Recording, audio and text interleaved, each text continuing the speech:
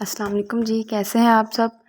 आज हम नॉवल शुरू करते हैं, अजब खेल इश्क का। चलें स्टार्ट करते हैं। अजीब पागल लड़की है, ख्वामखा एक अजनबी से उलझने खड़ी हो गई है, जबकि गलती भी सरासर हमारी थी। किस इत्मीनान से बीच सड़क पर यूं चल रहे थे जैसे हमारे बाप की जागीर हो। अब इस तरफ से आने वाले को क्या पता, फिर बेचारे ने मोड़ काटने से पहले हारन भी बजाया था। ये अलग बात है कि हमने अपनी बातों में ध्यान नहीं दिया, जिसका नतीजा ये निकला कि इसकी गाड़ी की टक्कर कम, अपने हवास खोने से ज़्यादा शमाइला दूर जा गिरी। क्या ही अच्छा होता जो वो गाड़ी भगा ले जाता। शामित अमाल उतर कर पूछने लगा, आपको चोट तो नहीं आई? और शमाइला उफ पंजे झाड़ कर इसके पीछे पड़ गई। गाड़ी चलाने की तमीज़ नहीं है तो चलाते क्यों हैं? और ये आप जैसे अंधों को लाइसेंस कौन देता है? देखें मिस, आप ज्यादती कर रही हैं, गलती सरासर आपकी है। शमाइला के तेज़ बोलने के बावजूद इसने नरमी से टोका, जिस पर शमाइला और शेर हो गई। मेरी क्या गलती है? क्या मैं जानबूझकर गाड़ी के सामने आ गई थी? आप बीच सड़क पर चल रही थीं। इसने हमारी गलती की निशानदेही की, जिसे तस्लीम करते हुए शमाइला ढिठाई से बोली, हाँ चल रही थी बीच सड़क पर, लेकिन इसका ये मतलब तो नहीं आप हमें टक्कर मारकर हटाएं। हॉर्न बजा सकते थे। मैंने हॉर्न दिया था, वो ज़ोर देकर बोला। और मैं बहरी हूँ क्या जो मुझे सुनाई नहीं दिया? और मुझे इस अजनबी पर रहम आने लगा, जो शमाइला की इतनी बदतमीज़ी के बावजूद इतनी आजिज़ी दिखा रहा था। मैंने वहीं से इशारा करके शमाइला को अपनी तरफ बुलाया, लेकिन इसने कोई नोटिस नहीं लिया। तब मुझे मजबूरन आगे आना पड़ा और इसका बाजू थाम कर मैंने कदरे सख्ती से टोका, बस ख़त्म करो शमाइला। और इस अरसे में पहली बार अजनबी की नज़र मुझ पर पड़ी। हैरान होकर पूछने लगा, आप इनके साथ हैं? मैंने इसे कोई जवाब नहीं दिया और शमाइला के बाजू में चुटकी काटकर सरगोशी में बोली, क्यों खुद को तमाशा बना रही हो? चलो। और गालिबन शमाइला को एहसास हो गया, फिर भी इसे जिताकर बोली, इसके कहने पर माफ़ कर रही हूँ। Thank God. वो इत्मीनान का सांस लेकर बोला, किसी की बात तो आपकी समझ में आई? क्या मतलब? शमाइला फिर तेज़ हुई तो वो फ़ौरन बोला, कोई मतलब नहीं। फिर एकदम मेरी आंखों में देखकर कहने लगा, शुक्रिया, आपका एहसान याद रखूँगा। बड़े एहसान याद रखने वाले। शमाइला ने इसे देखकर सर झटका तो मैं जल्दी से इसका बाजू खींचकर किनारे ले आई। बस अब चुपचाप चलो, खबरदार एक लफ्ज़ भी कहा तो। अच्छा मेरा बाजू तो छोड़ो और देखो मेरी चीज़ें सलामत हैं या नहीं।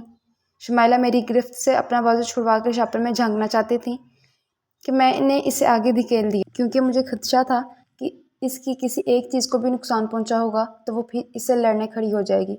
तुम्हें जल्दी किस बात की है? मेरे धकेलने पर और तेज़ कदम उठाने पर वो झिंझला कर बोली, और मैं जवाब में कुछ कहना चाहती थी कि वो गाड़ी हमारे करीब लाकर बोला, ओके फिर मुलाकात होगी। इसके साथ गाड़ी भिगार ले गया।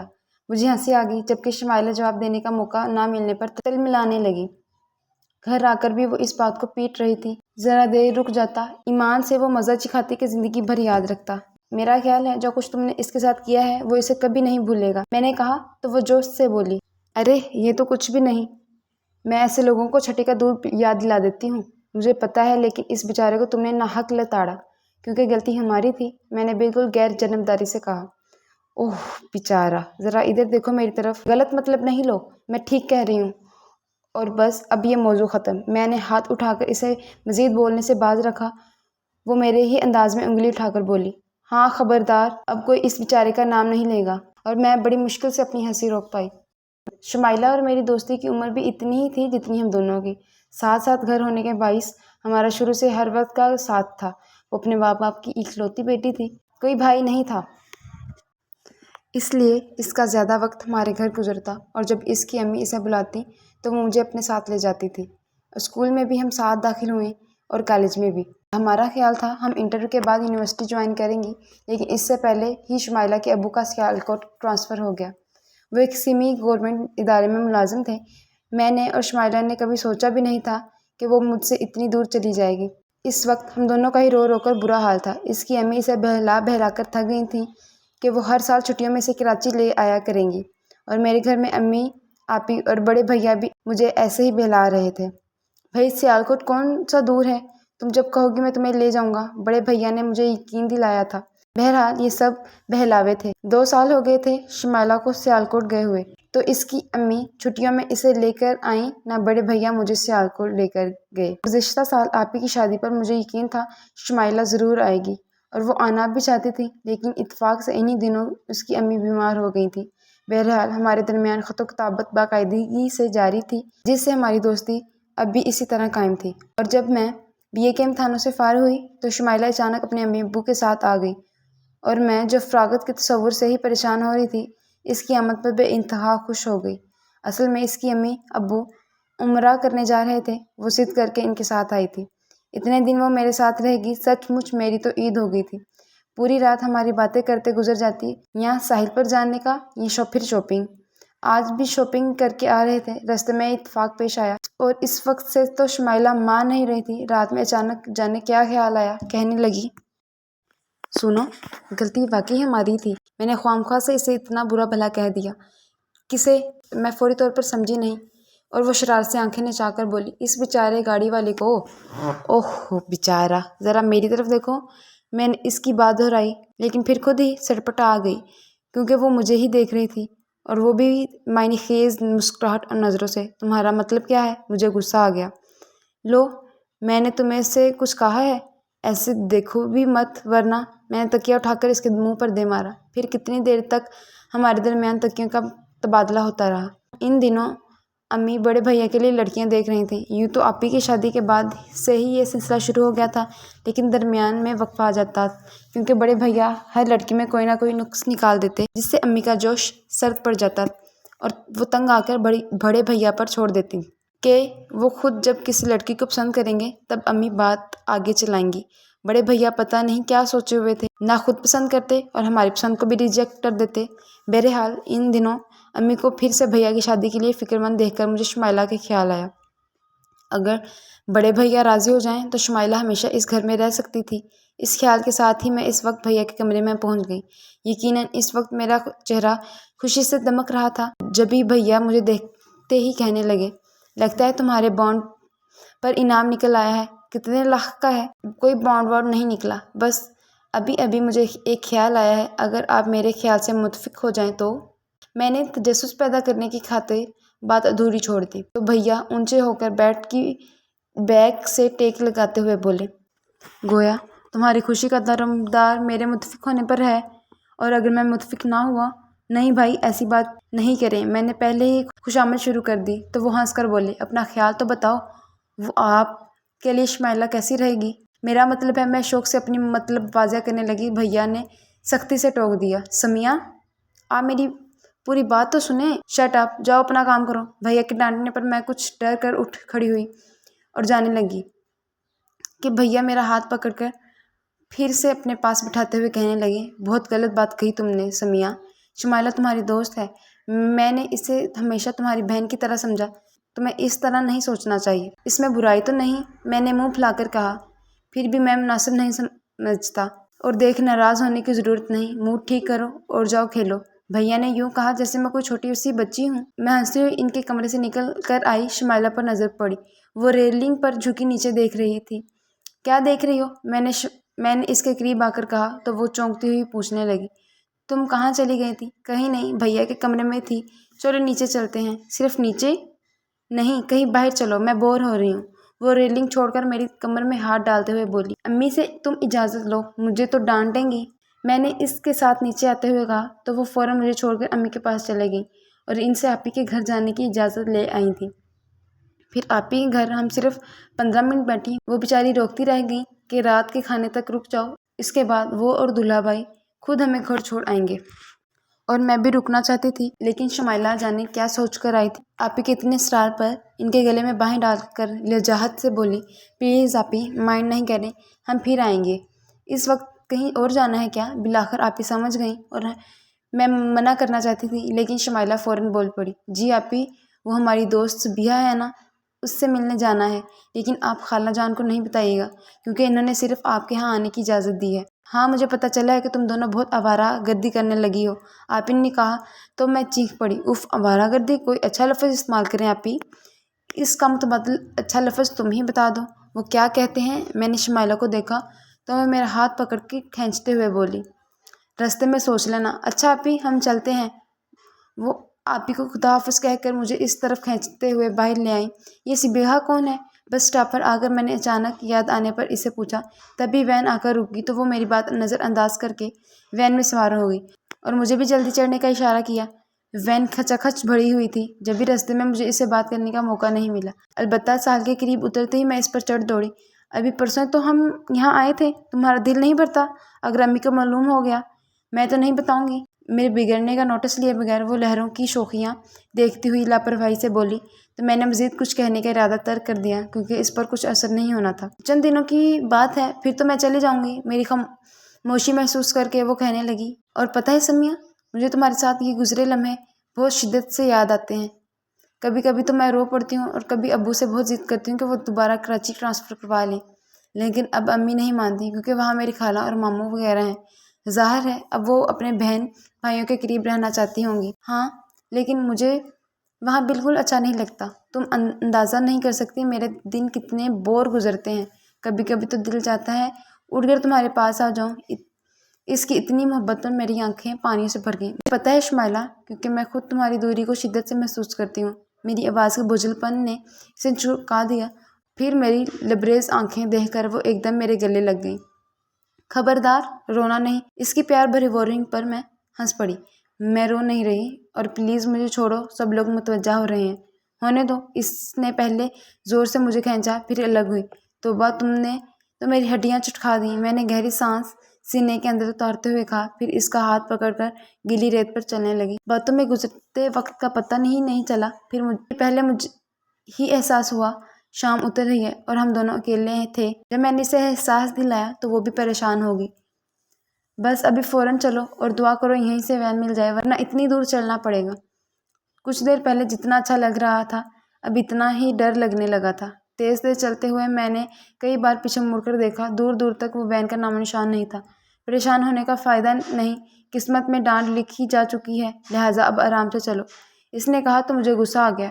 تمہاری کیا فکر، تم تو صاف بچ جاؤ گی۔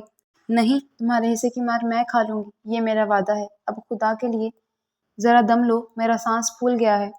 اس کے ساتھ ہی اس نے اپنے قدم روک لیے اور لمبی لمبی سانس لینے لگی۔ تبھی ایک گاڑی ہمارے بالکل قریب سے گزری۔ ہم دونوں اچھل کر پیچھے ہٹی اور سنبھلی بھی نہیں تھی کہ وہ گاڑی ریورس ہو کر پیچھے ہمارے قریب آ رکی۔ اس میں بیٹھا اس روز والا شخص شیشے سے سر نکال کر بولا، ارے آپ دونوں وہی ہیں نا؟ اف، میری تو جان نکل گئی، جبکہ شمائلہ اسے دیکھتے ہی تیزی سے بولی، ابھی تک آپ کو گاڑی چلانی نہیں آئی؟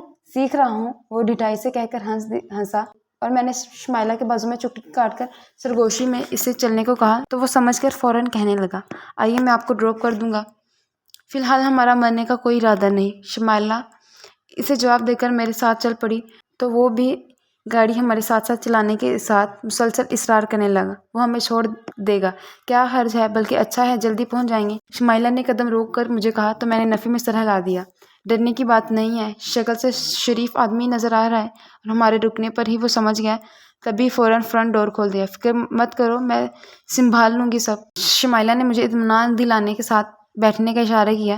میں آہستہ سے بولی، میں اس کے ساتھ نہیں بیٹھوں گی۔ اچھا پیچھے مرو۔ وہ مجھے دھکیل کر خود اس کے برابر بیٹھ گئی۔ شکریہ، وہ گاڑی سٹارٹ کرتے ہوئے بولا۔ جی نہیں، شکریہ ہمیں آپ کا ادا کرنا ہے، اگر زندہ سلامت منزل مقصود پر پہنچ گئے تب۔ شمائلہ ذرا بھی نروس نہیں تھی۔ خیر اب اتنا اناڑی بھی نہیں ہوں میں، خصوصاً خواتین کی موجودگی میں تو بہت محتاط ڈرائیونگ کرتا ہوں۔ اچھی بات ہے، اب ذرا سپیڈ بڑھا دیں تاکہ ہم آج کی تاریخ میں گھر پہنچ سکیں۔ شمائلہ نے بڑی خوبصورتی سے اسے احساس دلایا، جس پر وہ محظوظ ہو کر ذرا سا ہنسا، پھر اسپیڈ بڑھاتے ہوئے پوچھنے لگا، کس طرف جانا ہے آپ کو؟ فی الحال سیدھے راستے چلتے جائیں، آگے میں راستہ بتا دوں گی۔ چلیے، راستہ تو بتائیں گی، اب نام بھی بتا دیجیے، اور یہ کیا کرتی ہیں آپ؟ اس نے شمائلہ سے پوچھتے ہوئے بیک ویو مرر میں ایک اچھتی سی نظر مجھ پر ڈالی تو میں اپنی جگہ کچھ اور سمٹ گئی، کیونکہ میں کچھ دبول قسم کی لڑکی نہیں تھی، لیکن پتہ نہیں کیوں کسی بھی غیر مرد سے بات کرتے ہوئے میرے ہاتھ پاؤں پھول جاتے تھے۔ ابھی بھی میں یہی سوچ کر پریشان ہو رہی تھی کہ کہیں وہ مجھے مخاطب نہ کرے۔ نام بتانا ضروری ہے کیا؟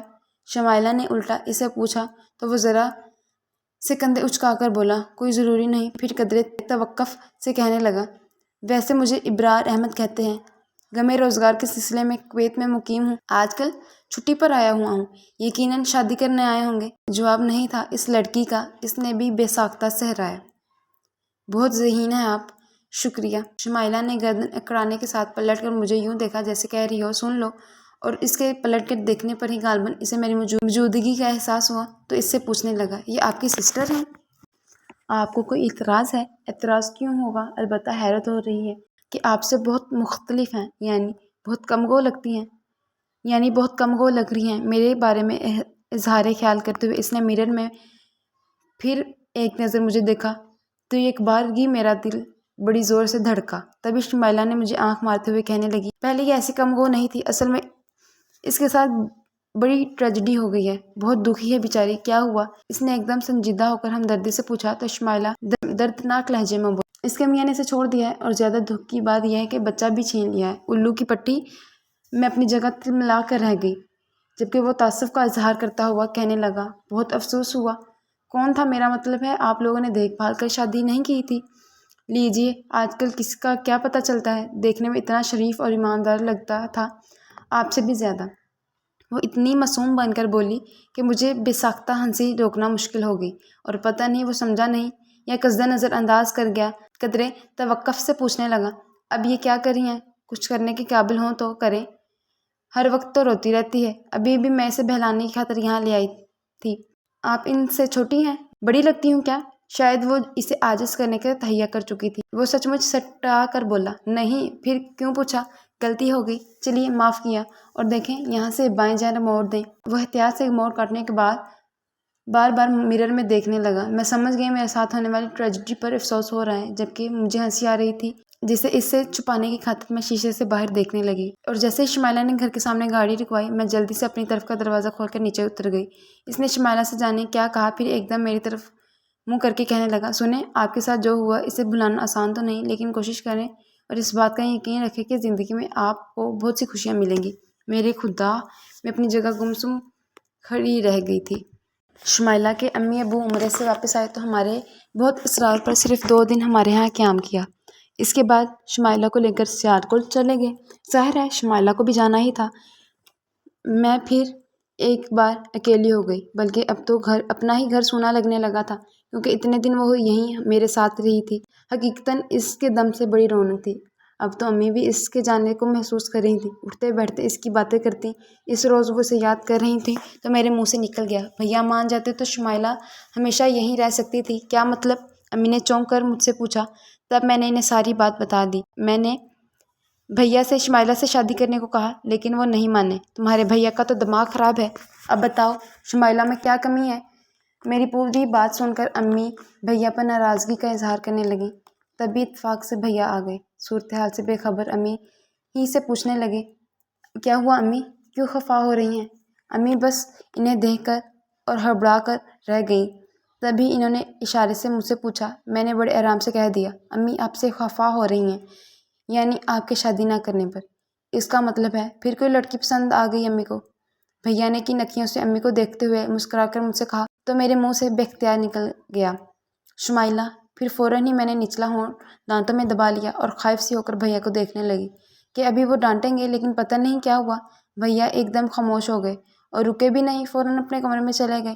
تو میں اندر ہی اندر سہم کر رہ گئی، یقیناً اب میری ٹھیک ٹھاک کلاس لگے گی، اسی خیال کے تحت میں ان سے چپتی پھری۔ صبح جب تک وہ آفس نہ چلے جاتے میں خود کچن میں مصروف رہتی، اور شام میں ان کی آمد پر بھی ادھر ادھر ہو جاتی۔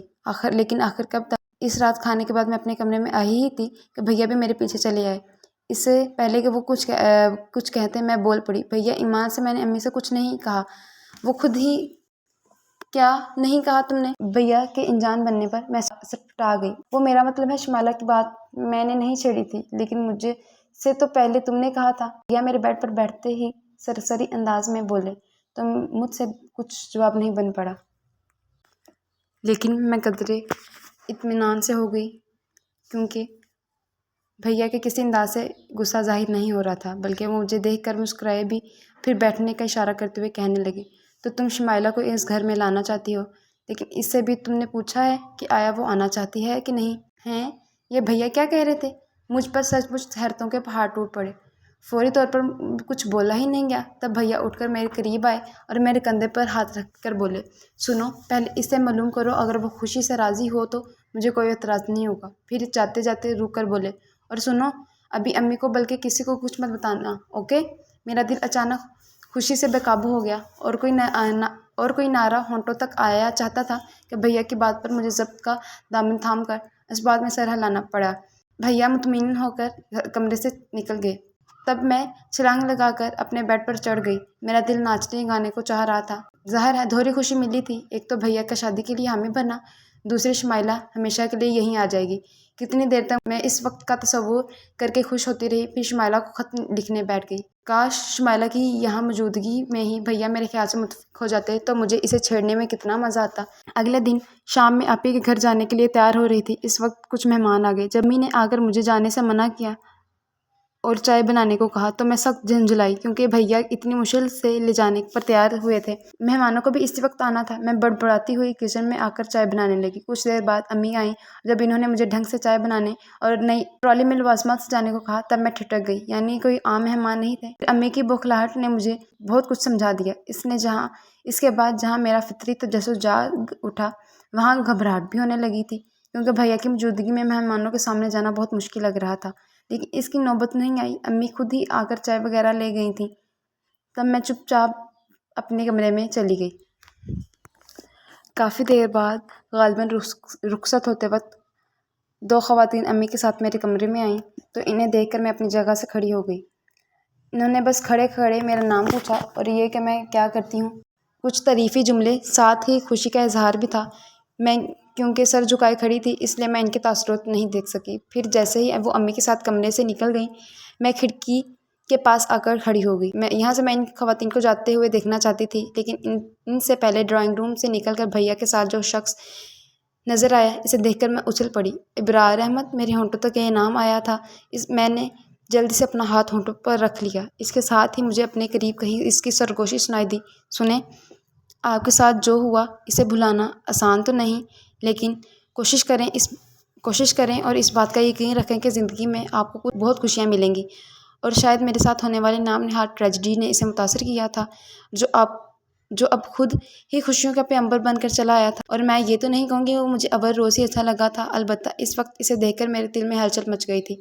اگلے روز امی نے آپی کو بلاوا بھیجا اور جو کچھ ان سے کہا وہ آ کر مجھے کہنے لگی، سنو، کل تمہارے لیے جو پرپوزل آیا تھا، تمہارے اس کے بارے میں کیا خیال ہے؟ میں خاموشی سے آپی کو دیکھنے لگی تو وہ میرا ہاتھ دبا کر بولی، اصل میں لڑکا کویت سے آیا ہے، اس کی چھٹی بھی بس 1 مہینے کی رہ گئی ہے، اس لیے انہوں نے فوری جواب مانگا ہے۔ امی اور بھیا کو لڑکا پسند آیا ہے، اب تم جلدی سے اپنا خیال بتاؤ تاکہ آپی نے بات ادھوری چھوڑ کر شرارت سے میری کمر میں چٹکی کاٹی تو میرے ہونٹ آپ ہی آپ شرم کی مسکراہٹ کی گرفت میں آ گئے۔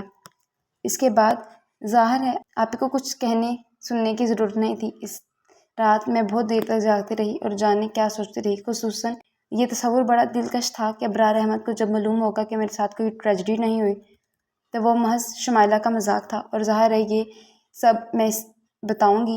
شمائلہ تو یہاں تھی نہیں اور اتنی جلدی سے اس کی آمد ممکن بھی نہیں تھی، اور پھر اب تو امی کو جانا تھا بھیا کا پرپوزل لے کر، کیونکہ میں اسے خط لکھ چکی تھی اور مجھے یقین تھا وہ بھیا کو ناپسند نہیں کر رہی تھی۔ بہرحال مجھے افسوس اس بات کا تھا کہ وہ میری شادی میں شرکت نہیں کر سکتی، کیونکہ سب کچھ آنن فانن طے ہو گیا تھا۔ امی، بھیا، آپی کو تو ایک لمحے کی فرصت نہیں تھی۔ ظاہر ہے اتنے کم وقت میں تیاری آسان نہیں تھی، پھر بھی اپنے طور پر بھیا نے کوئی کسر نہیں چھوڑی۔ ان کا کہنا تھا کہ میری کون سی کوئی اور بہن بیٹھی ہے۔ یوں تیاری میں وقت گزرنے کا پتہ ہی نہیں چلا، اور میں سنہرے سجیلے خوابوں کو پلکوں کی اوٹ میں چھپائے ابرار احمد کی سیٹ پر آ بیٹھی۔ یہاں بہت ہنگامہ تھا۔ ابرار کی بہنیں اور کزن ان سے نیک وصول کرنے میں بہت شور مچا رہی تھیں۔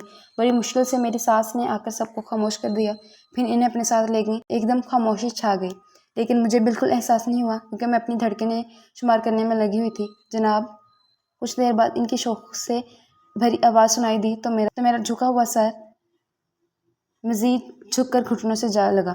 ارے! وہ میرے ساتھ بیٹھتے ہوئے بولا، یہ سب نہیں چلے گا، داد دینی پڑے گی۔ آپ نے تو اپنا نام بھی نہیں بتایا۔ البتہ گھر دکھانے کی غلطی کر گئی تھی۔